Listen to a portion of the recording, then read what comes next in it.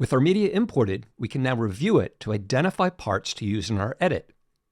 Final Cut Pro for iPad includes robust tools for filtering, sorting, and rating your media. Before we get started, let's use the resize handle to hide the timeline so we have more screen real estate for the viewer and browser. Next, I'll tap the Filter button. And for media types, I'll tap Videos so that we aren't distracted by the audio files. I'll tap outside the window to close it. Now, I'll tap the Clip Appearance button. Here, we can change the thumbnail to aspect ratio to see the full thumbnail, or square to fill the space. We can show our clip names. I'll turn that off. And we can sort our clips. I'll choose duration and then descending so that the longest clips are first. I'll tap this first clip of the Golden Gate Bridge to select it. It loads into the viewer and appears at the bottom of the browser as a film strip. If this collapsed jog wheel is in the way, just drag it up. We'll learn to use it a bit later. To preview the clip, tap the play button under the viewer. Tap again to pause. Or you can scrub through the clip by swiping across the film strip. Near the end of the clip, we can see the inside of the helicopter. I'll drag the handle on the right edge of the film strip and watch the viewer to trim the clip to end before that point. If you want to reset the handle to the end of the clip, simply double tap in the darkened region outside the selection range. I'll drag that back again. We can also trim the head of the clip to start a little later. This time, I'll scrub to where I want the clip to start, and then tap the Trim Start button. I like this trimmed shot, so I'll tap the Favorite button to rate it as a favorite.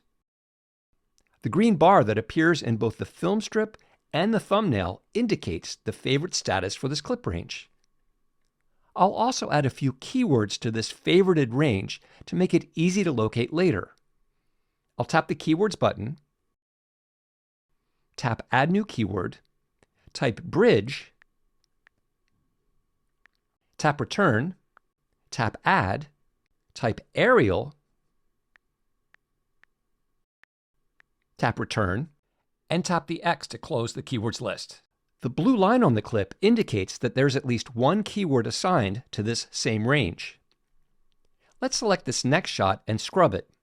It's a time lapse of the Bay Bridge.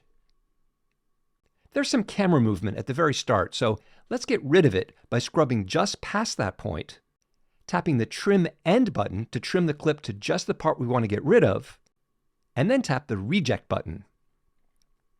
The red line indicates the portion of the clip that has been rejected. I'll double tap to the right to reset the endpoint handle. Now, I'll tap the Filter button and choose Hide Rejected. And that range of the clip is no longer included. Let's add the keyword Bridge to this shot. I won't include aerial since it was shot from the ground.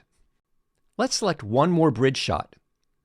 This is an aerial of the Bay Bridge, and I like the entire shot, so I'll favorite it.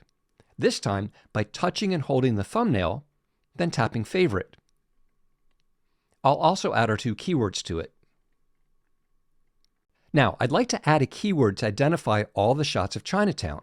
Rather than doing this individually, I'll tap Select, drag across all the Chinatown clips, and deselect this clip. Then I'll tap the pencil button, tap Keyword, and add Chinatown.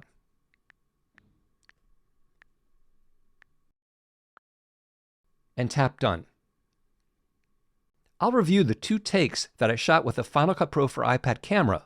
This one's fine, so I don't need the other one, so I'll reject it.